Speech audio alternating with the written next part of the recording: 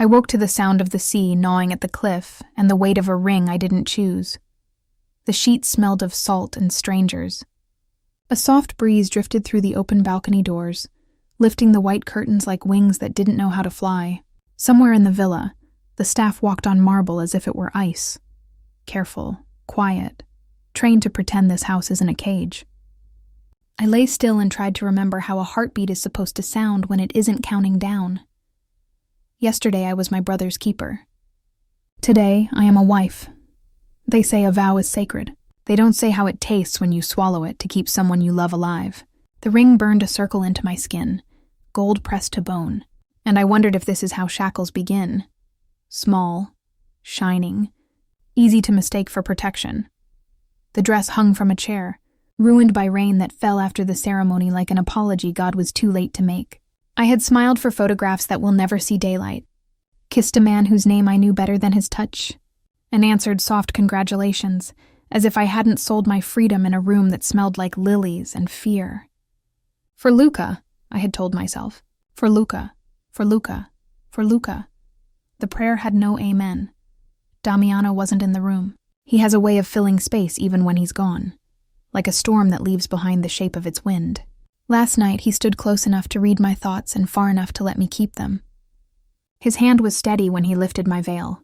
His voice was gentle when he said my name. People mistake gentleness for mercy. They forget it can be control in softer clothes. I got up and crossed the cold floor to the balcony. Naples crouched in blue distance, the city a faded hymn. The sea below struck rock with the stubbornness of truth. I closed my eyes and listened to water eating stone and imagined it taking this house with it, carrying the marble and the roses and my new name out into a quiet that doesn't ask for anything. I married the Mafia Boss to save my brother. I will not pretend I didn't know the price. Still, there is a moment, thin as a violin string, when morning touches skin, and you almost believe you can choose again. I held that breath until it trembled, then let it go. The door clicked behind me. "Signora," someone said from the threshold. Soft, practiced, the way people speak to a saint or a captive. I didn't turn. I pressed my palm to the railing and told my heart to behave, because this is how prisons begin, with love and a reason. The villa was too quiet to belong to the living. It wasn't silence the way the world knows it. It was curated stillness, the kind that comes from money and fear working together. Every sound in that house seemed rehearsed. The soft shuffle of servants, the click of heels on marble, the whisper of doors closing before you realized they'd been opened. It was a palace, yes, but it felt like a mausoleum built for someone who hadn't died yet. I'd only been here a day, and already I knew that someone was me. The sun spilled through glass walls so clear you could see the sea from every room, but the view didn't feel like freedom. It felt like a window inside a painting. Beautiful, unreachable, made to be looked at but never touched.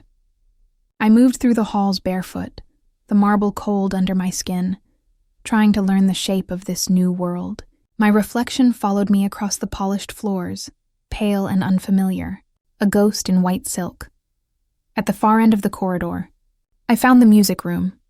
It was large, filled with light, and smelled faintly of wood polish and dust. A grand piano stood near the center, black and perfect, its lid reflecting the pale morning. Against the wall, my violin case sat unopened. I hadn't touched it since the wedding. It looked out of place here, like a whisper trapped in a cathedral built for power. When I lifted it, the strings hummed softly, as though it still remembered me. I tuned it by instinct, each note pulling me back toward the world I used to live in, before Damiano Russo's name became the only air I was allowed to breathe. I played just a single phrase, a lament, something small enough that the walls might ignore it, but they didn't. "Beautiful," a voice said behind me. I froze. His voice carried the same gravity as thunder before rain, calm, inevitable, dangerous. When I turned, Damiano stood in the doorway, hands in his pockets, watching me as if the act of looking were a privilege he allowed himself carefully. He wore black again, he always did, and the light from the windows cut across his features in gold and shadow. "I didn't mean to disturb you," he said. His tone was measured, each word deliberate. Men like him speak like chess players move pieces. They know the next 5 moves before you've blinked. "You didn't," I replied. My voice sounded smaller than I wanted. He walked toward me slowly, his shoes silent on the marble. "You play like someone praying," he said. "Even the pain sounds beautiful. It's the only way I know how to speak." He stopped a few steps away. "Then play whenever you wish. I had the room built for that purpose." I didn't answer. I couldn't. The idea that this vast, luxurious space might have existed just to contain my voice made me feel smaller, not freer. His gaze lingered on me, not hungry, not cruel, but assessing. I had the strange sense he wasn't looking at me as a woman, but as a secret he couldn't decide whether to keep or destroy. He reached out, fingers brushing the edge of my violin bow. "Does this belong to you?" he asked quietly. "Or do you belong to it?" I met his eyes. "Does it matter?" He smiled faintly, but it didn't reach his eyes. "Everything matters, Isabella." He said my name as if it were a title he'd just purchased. Then he left. No footsteps, no door slam, just absence, echoing louder than sound. That afternoon, I followed one of the maids through the gardens. She walked ahead with her head down, hands folded like prayer. The path wound through terraces of white roses, each bloom flawless and scentless, perfection without perfume. "Do you ever get used to this place?" I asked. She hesitated. "You learn its rules," she said softly. "That's not the same as peace." The words followed me back inside. At dinner, Damiano sat at the long table, reading a file as though the food was an inconvenience. When I entered, he stood, polite, rehearsed, and gestured for me to sit across from him. Crystal glasses gleamed under low chandelier light. The table between us felt longer than any distance I'd ever traveled. "How is your brother?" he asked casually, as if asking about the weather. "Alive," I said. "Thanks to you." He looked up then, and for the first time, I saw something real behind his composure. A flicker of fatigue, maybe guilt. It vanished as quickly as it came. "I keep my promises," he said. "And collect them," I murmured. He set the file aside. "You think this marriage is a transaction?" "I know it is." A pause. Then quietly, "Perhaps it was. Once." His tone carried an edge I didn't understand. I looked at him. The clean lines of his suit, the way candlelight softened the sharpness of his face, and wondered what kind of man could build an empire out of fear and still speak like a confession waiting to be heard. He leaned back, studying me. "I didn't choose this life, Isabella," he said. "But once you hold power, it doesn't let go. It decides who you become." I held his gaze. "And what did it decide for you?" "That I would never love anyone I couldn't protect." The words landed heavy between us. For a moment, I saw him not as the man who trapped me, but as someone trapped himself. Then the moment passed, and the walls closed again. When dinner ended, I walked back to my room alone. The corridor lights dimmed behind me, each one flickering out like a heartbeat slowing down. I passed the music room. The door was ajar, and my violin still rested on the piano. I should have felt comfort seeing it there. Instead, it looked like a reminder, an artifact from a woman I'd stopped being.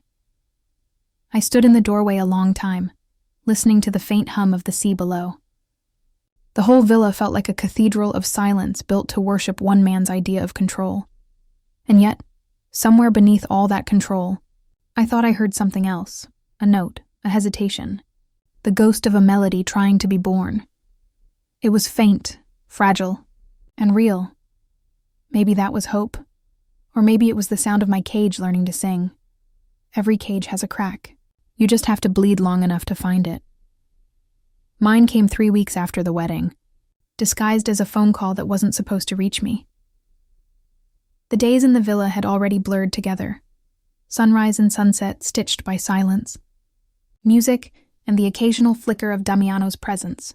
He never shouted, never struck, His power was quieter, more dangerous, the kind that made you measure every breath before taking it.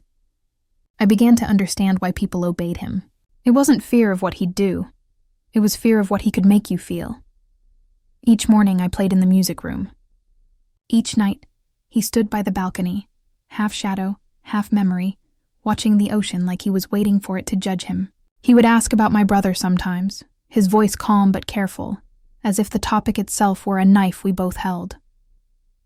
"Luca will be fine," he said once. "He's under my protection now." I wanted to believe that. I wanted to believe everything could still make sense, but peace in this house always felt borrowed, and borrowed things always come due.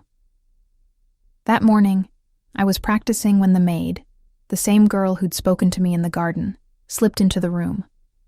Her eyes darted toward the hallway before she whispered, "Signora, there's a call. For you, in the study," I frowned. "Damiano?" She shook her head. "No, signora. Your brother." My heart stopped. The study was down the east corridor, one of the few rooms I wasn't supposed to enter without permission. My pulse echoed through my fingertips as I crossed the marble floor, the soft hum of the sea outside chasing me like a heartbeat. The phone sat on the desk, its cord twisted like a secret. I lifted it before courage could abandon me. "Luca?" A breath, then a trembling voice I hadn't heard in weeks. "Bella?" It was him. Alive. I pressed my hand against my mouth, the violin bow still trembling in my other hand. "Luca, are you safe?" "Where are you?" "Don't trust him," he said quickly. His words came ragged like he was running. "He's lying to you." "What? Who?" "Damiano. He didn't save me, Bella. He—" The line cut. A soft click echoed from the doorway. I turned. Damiano stood there. No expression. No movement, just silence so sharp it felt like glass. For a moment I couldn't breathe. The phone was still in my hand, the cord stretched between us like a confession caught in motion. He didn't shout. He didn't accuse. He simply walked toward me, slow and deliberate, like the sea reclaiming the shore. Who was that? "My brother," I whispered. A pause. "And what did he say?" I hesitated, too long, his jaw tensed. "Don't lie to me, Isabella." He sounded afraid. He stopped in front of me. "Your brother makes bad choices. Fear is one of them." My throat tightened. "You told me he was safe." "He is." "Then why does he sound like a man running for his life?" Something flickered in his eyes. Not anger, but exhaustion. "Because he doesn't understand what safety costs." "Neither do I." The silence stretched. The air between us changed, thicker, heavier, like the house itself was listening. Then, very softly, he said, "I would never hurt him." The words were steady, but they didn't sound like truth. He reached for the phone and hung it up with quiet precision. Then he stepped back and ran a hand over his face, the gesture of a man trying to erase something invisible. "I'll make sure you speak to him again," he said finally. Properly this time. Then he left. No threat, no promise. Just that calm tone that could mean mercy or punishment, depending on how the wind blew. That night, I didn't sleep. I sat by the balcony, wrapped in a blanket, staring at the endless dark where the ocean swallowed the horizon. Somewhere out there, my brother was alive, terrified, alone, and caught in the same web that now held me. I tried to imagine Damiano as anything but the villain of my story. But the more I replayed his words, the less certain I became. He didn't act like a man hiding cruelty. He acted like a man trying to bury regret. Around midnight, I heard footsteps in the hall. He didn't knock. He never did. "Can't sleep?" he asked. I wasn't aware I was supposed to.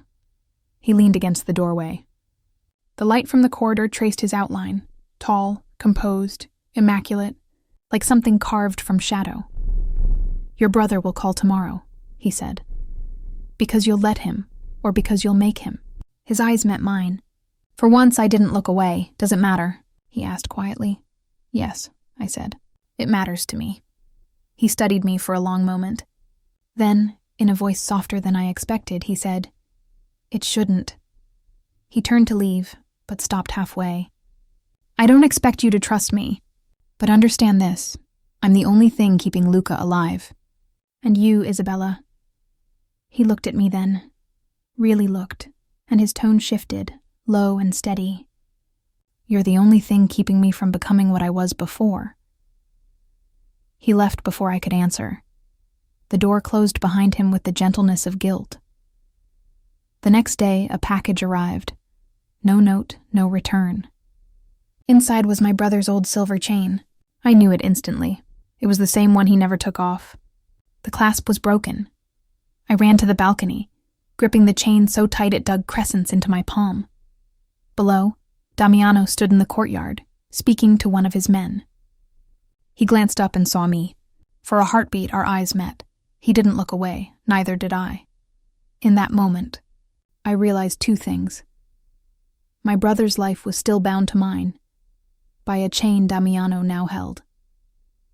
And somewhere in the darkness of his eyes, I saw something more dangerous than power.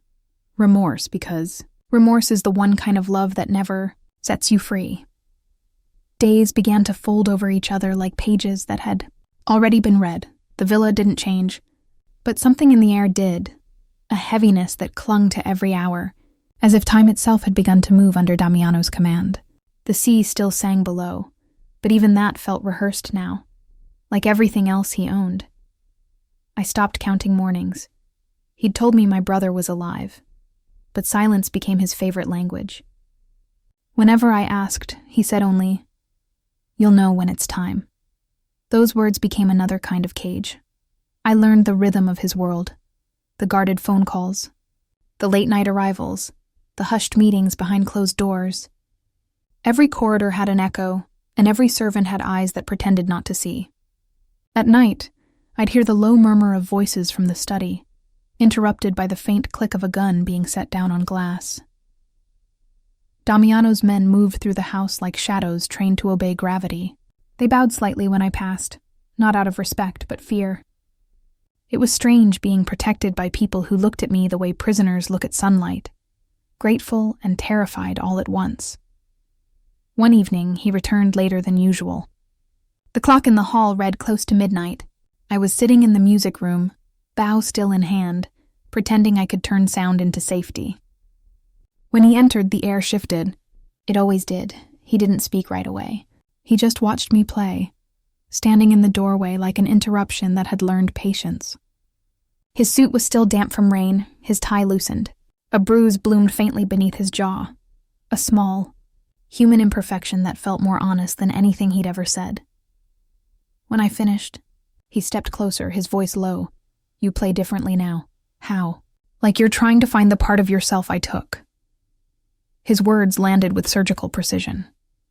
"Maybe I am," I said. He smiled slightly, but it was a sad smile, the kind a man wears when he's both executioner and mourner. "Then I hope you find it." I almost laughed. "You hope?" "Hope," he said, "is the only thing I haven't learned to control." He turned toward the window then, looking out at the rain-soaked gardens. His reflection in the glass seemed almost gentle, a man unguarded by accident. After a moment, he said, "I had to make a choice tonight." "Another one of your bargains?" He didn't flinch. A man crossed me. He sold information to the Marcelli. I let him live. I blinked. Why? His gaze stayed fixed on the window. "Because you were right." "About what?" "That protection shouldn't look like punishment." For a moment, I didn't know whether to thank him or pity him. Mercy looked strange on him, like a language he wasn't fluent in. Was it mercy? I asked quietly. Or was it fear? He finally looked at me. "Does it make a difference?" It did, to me. But I didn't answer. He stepped closer. The scent of rain and smoke clung to him, something sharp softened by the faint trace of sandalwood. He reached out as if to touch my face, then stopped, his hand hovering mid-air, unsure whether he had the right. "You don't have to be afraid of me," he said. "I'm not."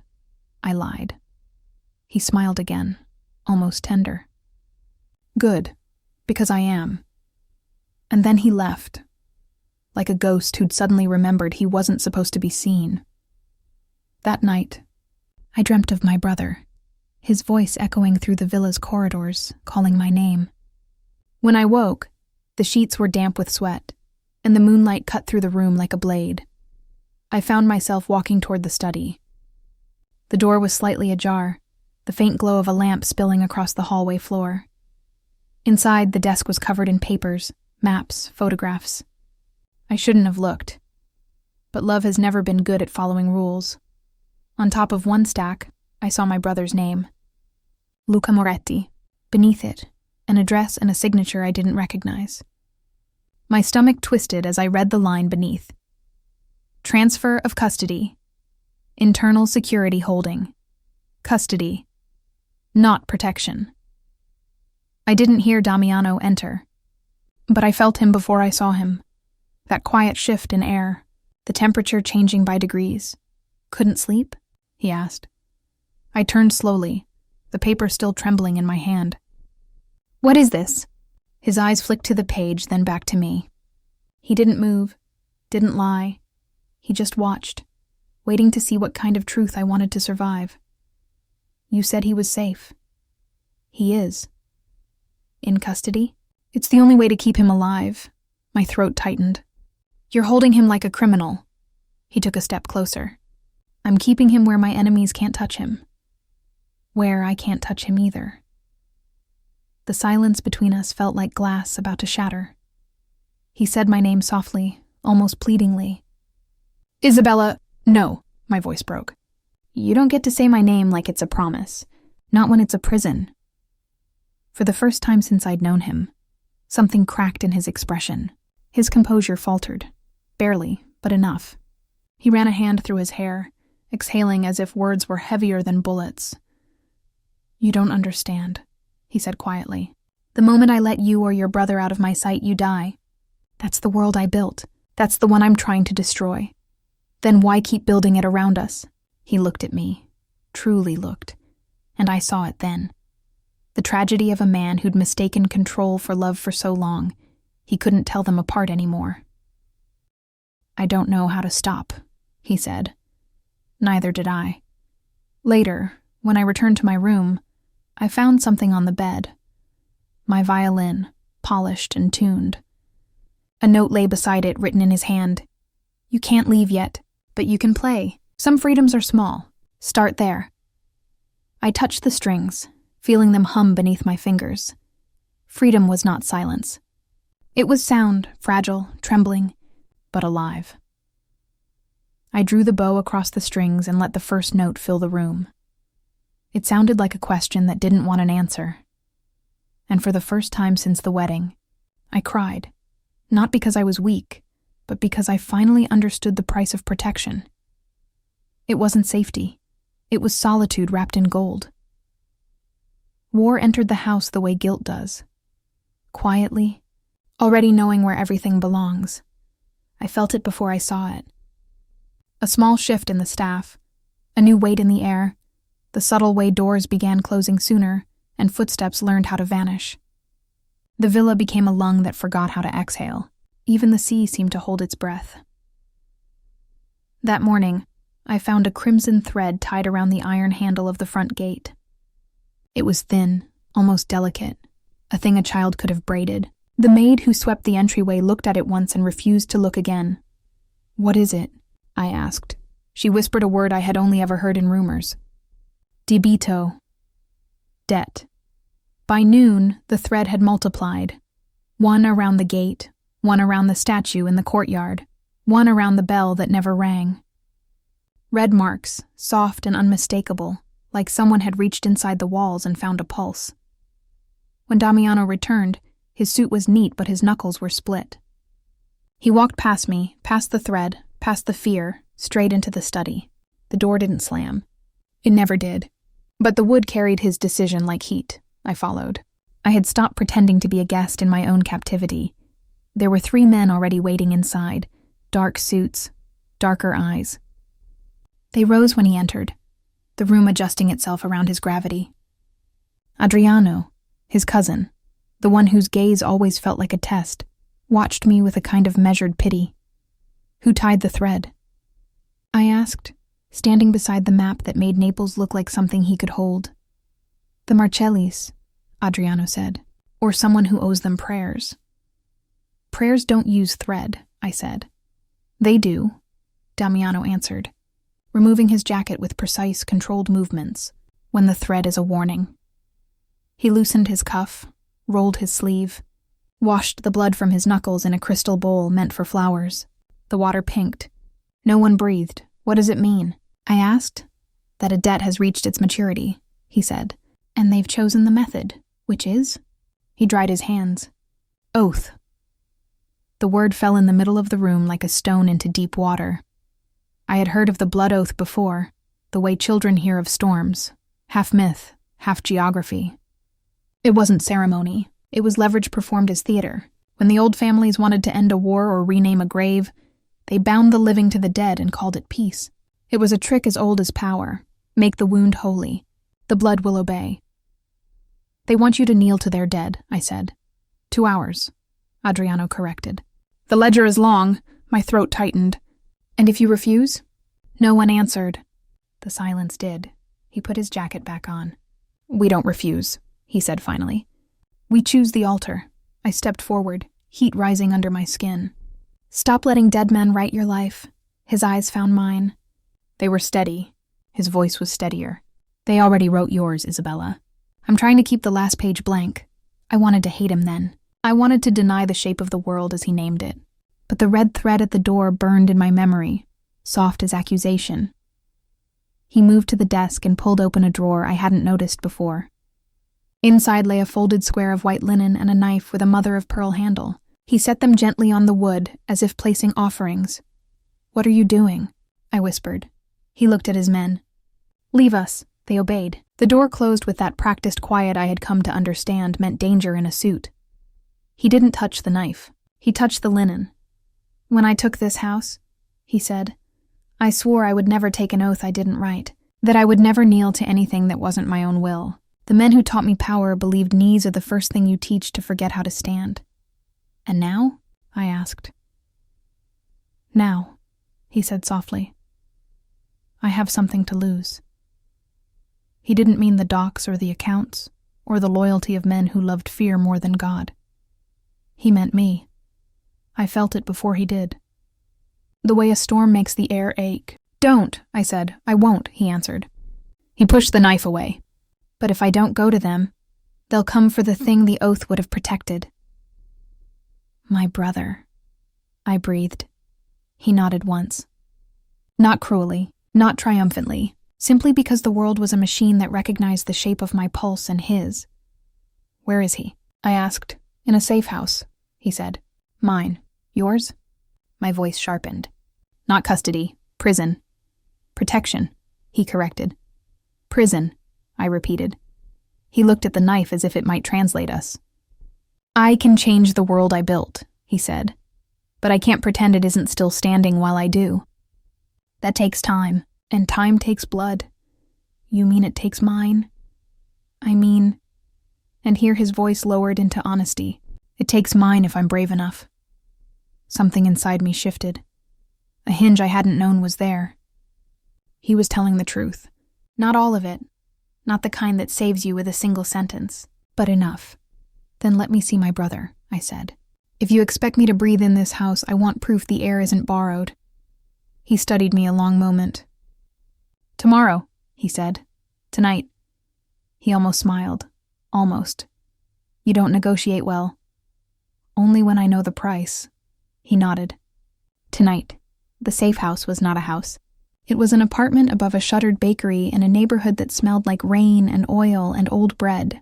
Adriano opened the door with a key he wore around his neck. He looked like a man who had learned to sleep with locks for pillows.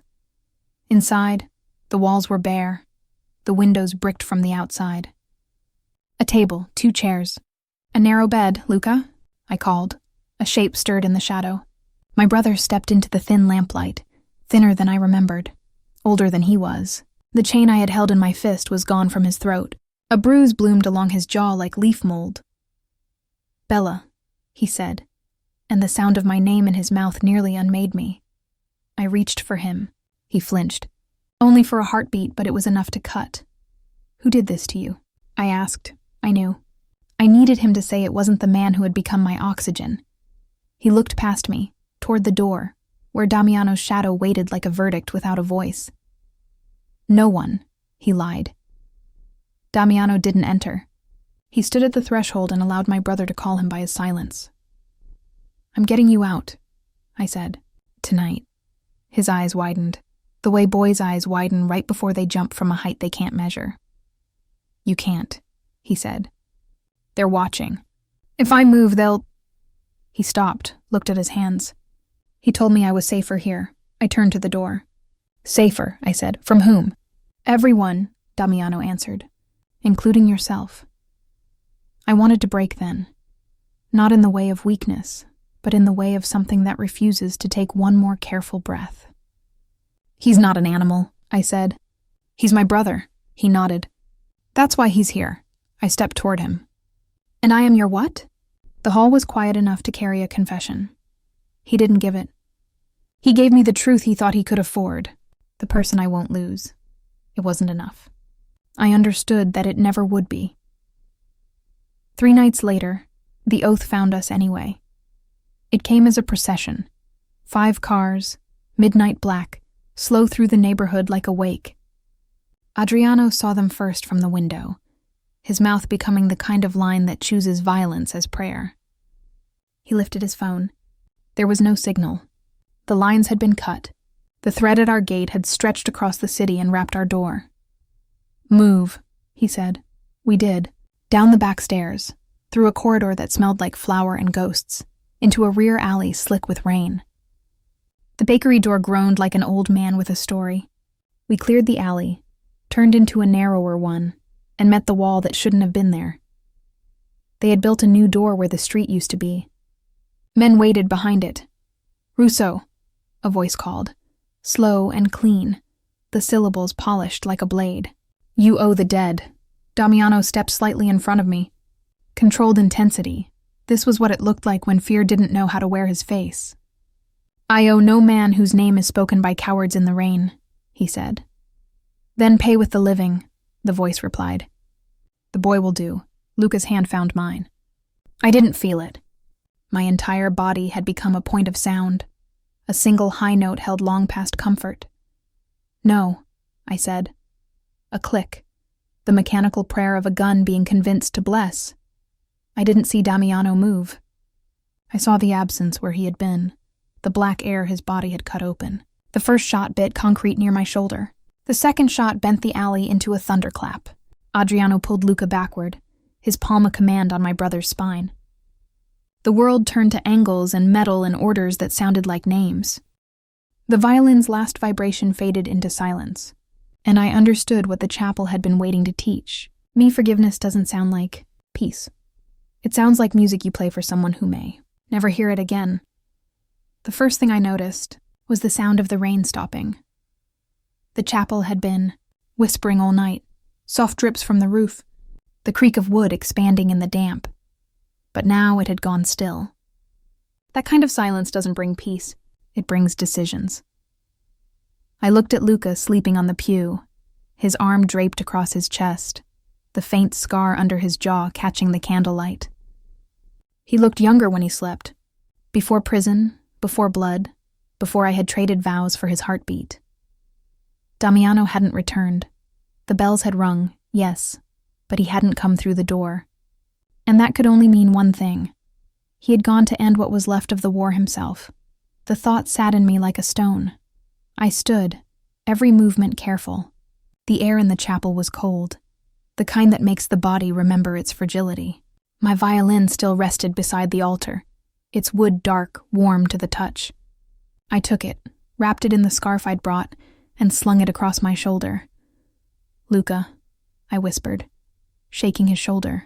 Wake up, he stirred, blinking blearily. What time is it? Early enough to still have a chance, I said. He sat up, rubbing his eyes. Chance for what? To leave, he frowned. You said we were safe here. No one is safe anywhere he still breathes, I said. And I can't live waiting for the next bell to tell me what he's done. Luca stared at me.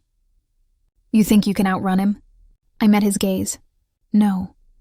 But I can outrun the version of myself who keeps waiting for him to decide what happens next. He hesitated only a moment before nodding. Then let's go. We slipped out into the gray morning. The trees shone wet, their leaves trembling under the weight of the fading mist. The path down the hill was slick, and the air smelled of salt and burned wood, remnants of a world that had already started falling apart somewhere beyond our sight. We walked until the road met the sea. A small fishing boat bobbed near the pier, its paint chipped, its name half faded, Lucia. An old man in a wool coat leaned against the hull, smoking a cigarette. His eyes narrowed when he saw us. Need passage? He asked. Yes, I said. Where to? Anywhere he can't find us. The man studied me for a long moment, then nodded once. That's nowhere, Senora. But I can get you close. We boarded. The engine groaned awake, coughing smoke into the damp air. Luca sat near the bow, head bowed, silent. I stood at the rail, the wind pulling at my hair, the world shrinking behind us. Naples receded into haze, the city that had raised us and ruined us both. I thought of Damiano, somewhere among its streets, walking into danger with that same calm that had once made me feel safe. What is love, I wondered, if not a war we keep choosing to fight? The sea stretched endless and gray. I could almost believe we had escaped, until I saw the black car parked at the far end of the dock as we passed it. 3 men stood beside it, dark suits catching the morning light. One lifted a phone to his ear. Luca saw them too. Bella, I see it. The old man at the wheel cursed softly. They'll have boats. You'd better pray your ghost loves you enough to slow them down. I gripped the railing. He doesn't believe in ghosts. The man gave me a thin smile. Then he'll have to become one. We made it 2 miles before the first boat appeared. Sleek, black, cutting the water like a blade. Another followed, smaller but faster. Get down, the old man shouted. Gunfire cracked across the waves. Short, sharp bursts that sounded almost distant until one struck the metal near my hand, sending shards of paint into the air. Luca ducked beside me, covering his head. What do we do? I looked toward the horizon, and froze. A third boat was coming from the opposite direction. Not black, white. Even before I saw the insignia I knew, the Russo crest, Damiano's men. The fight was over before it began. The black boat slowed, engines sputtering under suppressive fire from Damiano's side. Smoke rose from one hull, the other veered off, disappearing into fog. When the white boat pulled alongside us, I saw Adriano standing at the bow, gun in one hand, fury in the other. For God's sake, Isabella, he shouted. He told me to keep you hidden. I glared up at him. He told me a lot of things. Most of them were cages. He didn't argue. He just extended his hand. He's at the villa, alone. The Marcellis are moving on him tonight. My heart stuttered. He knew? He's known for days. Adriano's voice cracked. He's trading himself for your brother's freedom. The sea seemed to tilt under me. He can't. He already has. By dusk we reached the villa. Smoke rose from the hillside, thin at first, then thick and dark, staining the sky. The gates were open, hanging crooked, the air heavy with the scent of oil and gunpowder. Adriano's men moved fast, silent, weapons ready.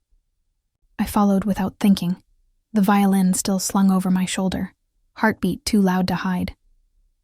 Inside, the marble floors were streaked with ash and blood. The chandelier had fallen, its crystals scattered like broken stars. Stay behind me, Adriano said. We moved through the hall, step by careful step.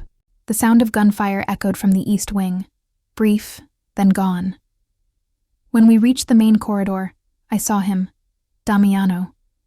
He stood at the far end, half silhouetted by the flickering light of burning drapes. His shirt was torn, his arm bleeding, but his posture was steady, calm, almost serene. 2 of the Marcelli men were down. A third knelt before him, hands raised. Damiano raised his gun, then stopped. He didn't shoot. He simply lowered the weapon and turned toward me. I told you to run, he said, his voice hoarse but steady. I did, I said, but you're still here. Something like a smile touched his mouth. You shouldn't have come back. Then you shouldn't have made me want to. He walked toward me, slow, deliberate. Every step felt like a question neither of us could answer. When he reached me, he stopped just short of touching. His eyes, dark, tired, alive, searched mine as if memorizing them. "I made a deal," he said. "Your brother is free. They have my signature, my assets, everything. And you? I stay here until they come to collect." "No." He touched my cheek, his hand warm despite the blood. "It's done, Isabella," I shook my head. "You can't trade your life for mine. I'm not. I'm trading my sins for your freedom." The air between us broke then. A silence too full to hold. I wanted to scream. I wanted to shake him until the world made sense. But all I could do was whisper, "Why can't love ever just mean love?" He leaned closer, his forehead brushing mine. "Because if it did, the world would be too easy to forgive." Behind him, a sound. A gun being cocked. Adriano shouted something I couldn't hear. Then everything moved at once. The shot came from the balcony. Damiano turned, pulling me down as the glass shattered. The bullet tore into his shoulder, spinning him halfway before he fell. I screamed his name. Catching him as he dropped to his knees, Adriano fired back. 2, 3 times, until the shooter collapsed against the railing. Smoke. Silence. Damiano's blood stained my hands. He laughed, low, breathless, bitter. "Told you, not to come back. Don't you dare," I whispered. "Not now." He blinked up at me. "You remember what I said about the world I built?" "Yes." "Burn it." By midnight, the fire had swallowed everything. The villa burned like an altar, gold, red, alive. Adriano pulled me outside, but I didn't let go of Damiano's hand until I had to. We watched the house collapse in on itself, the smoke rising into the stars. He was alive when they carried him out, unconscious but breathing. Luca found me in the crowd, tears cutting through the soot on his face. "He's going to make it?" he asked. I looked at the flames, at the ruin that had once been his empire, and said the only thing I truly believed. He has to. In the distance, church bells rang, not the chapel's gentle tones, but louder, wilder, as if the city itself was waking from a long dream. I stood there, watching the sky turn the color of forgiveness, gray giving way to dawn. And for the first time, I didn't feel like a prisoner. I felt like a woman learning how to survive her own freedom. They said he wouldn't wake, that the blood loss was too great, that the fire had taken too much air from the rooms he refused to abandon. But Damiano had never listened to warnings, not even the kind whispered by death. 3 days after the fire, he opened his eyes. I was there when he did. The hospital room was pale and clean, nothing like the world we'd come from. The window faced the sea, and outside the horizon burned gold, the kind of gold that belongs to endings. His breathing was shallow, his face thinner, his eyes still shadowed by fever. But he was alive. When he saw me, he didn't speak. He just lifted a hand, slow and trembling, to find mine. His fingers were cold. "You're supposed to be resting," I said. "I've never been good at that." The sound of his voice cracked something in me. It wasn't strength. It was stubbornness pretending to be grace. "Luca?" he asked. "He's safe," I said. "He's gone north. No one knows where." He nodded, closing his eyes for a moment. "Good. Then I can die properly." "You won't." He smiled faintly, the kind of smile that only men who've already made peace can manage. "You always tell me what I can't do." "Because you listen." "I listen," he said, "but I never obey." That somehow made me laugh. And cry. And then stop doing both because the air in that room was too fragile for anything so loud. The doctors said he'd need weeks to recover. He insisted on leaving by nightfall. By the time the sun went down, Adriano had arranged it, a quiet exit, a car waiting at the back of the clinic, and a house overlooking the cliffs. Not a villa. Just a house. Small, simple, quiet. I stayed with him, not because I had to, but because I didn't know what to do with a freedom that didn't have his shadow in it. He spent most of the days by the window, watching the waves crash below. He didn't talk about the business he'd dismantled or the men who were probably still hunting for him. He talked about smaller things, the The smell of rain on marble, the sound of my violin, the color of morning. When I asked what he wanted now, he said, to remember what I loved before power taught me how to own it. And yet, even peace looked temporary on him.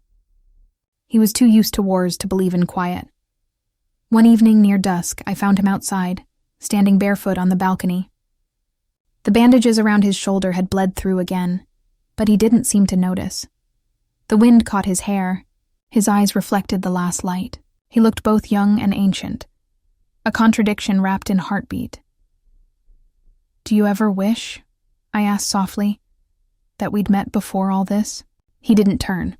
"If we had, you wouldn't have survived me. Maybe you wouldn't have survived me either." That earned me a small, honest smile. "Maybe," I stepped closer.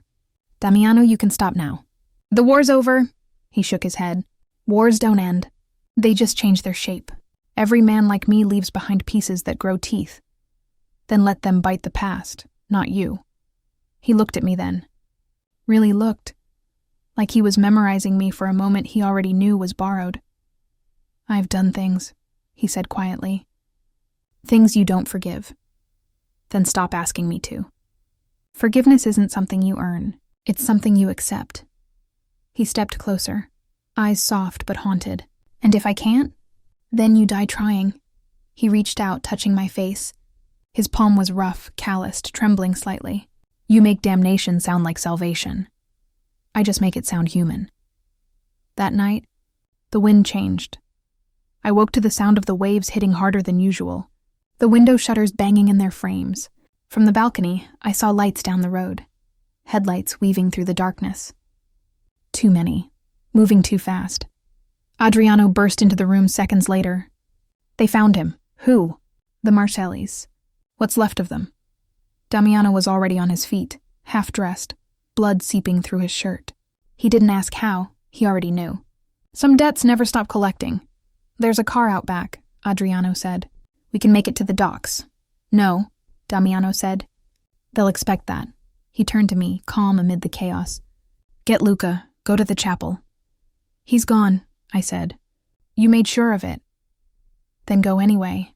I'm not leaving you."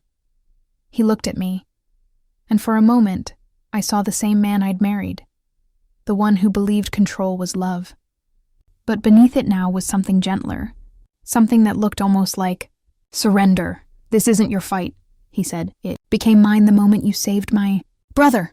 The first gunshot shattered the windows. Adriano shouted something I didn't catch and pushed me toward the door. Damiano moved with terrifying grace, pulling his pistol from the drawer, firing twice into the dark. 2 men fell in the garden. More shadows followed, the house filled with smoke and shouting, the sound of glass, footsteps, breath. The air burned. He turned to me, eyes bright in the chaos. "If they take me, they win. You understand? I don't care about winning." "You should," he said. "Because you're the only one who can tell the story right." Another gunshot, closer this time. Adriano fell against the wall, clutching his side. I ran to him, but he waved me off, teeth clenched.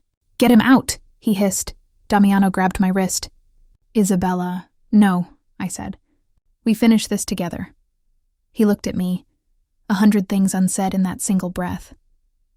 Then he nodded once. We moved through the house like dancers who already knew the last step. He led, I followed. The air was heat and smoke and light. We reached the study, the same room where he'd once kept my brother's fate in a drawer. The curtains burned. The marble cracked. He stopped, turning to me. "You have to go." "I told you, I'm not asking." He pulled me close, his hands framing my face, his forehead resting against mine. "If I die, make it mean something. Don't let them tell this story without you. I can't do this alone." "Yes, you can." He kissed me then. Not softly, not gently, but like a man who had finally understood what it means to give without taking. And then he pushed me toward the back hallway. I stumbled through smoke and heat, coughing, the world reduced to light and noise. Behind me, I heard another explosion, the sound of walls giving way. I turned, screaming his name, but the fire swallowed the answer. I found my way out through the kitchen, half blind, barefoot. The night was a hurricane of wind and flame. Adriano was gone, maybe escaped, maybe not. The Marcelli cars were burning in the driveway. When the house collapsed, it did so quietly. A giant exhale. A final act of mercy. I stood in the rain, soaked, shaking, the violin still strapped to my back. He was gone. And yet, as the roof fell, I saw it. A shadow at the balcony, arm raised. A flash of gold in the firelight, his rosary catching the flame before the dark took him. By morning, there was nothing left but smoke. The authorities came, took names, wrote reports that meant nothing. Gas leak, electrical fire, criminal feud. They gave the tragedy a language clean enough to print. But I knew better. Damiano Russo didn't die for peace. He died becoming it. He burned his kingdom to keep the world from inheriting his sins. Weeks passed. Luca sent letters from the north. He was safe. He wanted me to come, but I stayed. I went back to the chapel, the same one where everything had begun. The air smelled of salt and wax and rain. My violin waited by the altar, the bow worn, the strings dusted by light. I sat in the third pew, our pew, and played for him. A melody born of fire and forgiveness. When the last note faded, I heard the bells again. 3 this time. Clear. Steady. Some promises echo longer than the men who make them. The sea has a way of returning everything you lose to it. Not the object itself, but the sound of it leaving. That's what I hear now when I walk the cliffs above the ruins of the Russo villa. The echo of a man disappearing and the world exhaling in his absence. Months have passed. The papers called it an accident. The police called it a resolution. The people who once feared his name called it divine irony, but I call it what it was. The moment the fire learned mercy. I still visit the chapel every week. It's different now. The roof has been repaired, the candles replaced. Mother Celia tends the garden again, whispering prayers that smell of rosemary and rain. She never asks about him. I think she knows that some confessions are too large for language. The violin waits for me where I always leave it, beside the altar. Its strings are older now, softer. The bow trembles when I play, like it remembers the hands that once held me steady. I start each visit the same way, one note, low and slow. Then another. The melody builds itself from fragments, never the same twice. Sometimes it feels like grief, sometimes like survival, and sometimes, when the light hits the windows just right, it sounds like forgiveness. I live in a small house near the coast. It isn't beautiful, but it breathes. I keep the windows open, and the sea wind comes and goes like a friend who doesn't need to knock. Luca visits when he can. He's different now, older, quieter, carrying the kind of calm that comes from walking out of a story alive. He doesn't talk about Damiano, but his eyes do. Every time he looks at me, there's gratitude hidden inside the guilt. Once, he asked, "Do you ever wish it ended differently?" I thought about that for a long time. "No," I said finally, "because if it hadn't ended this way, I might still believe love is something you survive by owning." He nodded, not understanding, but respecting the space between us. That's all healing really is, learning to love without needing to understand. Sometimes I dream of the night of the fire. Not the fear, not the gunshots, just the light. The way it rose into the sky, gold and terrible, like a cathedral built from everything we never said. In the dream, he stands beside me again, whole and quiet. The flames don't touch him. He's wearing the same shirt he burned in, but it's clean now, untouched. "Are you free?" I ask him. He smiles. That same sad half-smile that never belonged to this world. I'm forgiven. Then he reaches for my hand, not to hold, but to return something. The rosary. The beads are warm, the cross polished by time. When I wake, my hand is empty, but my wrist still feels the weight of it.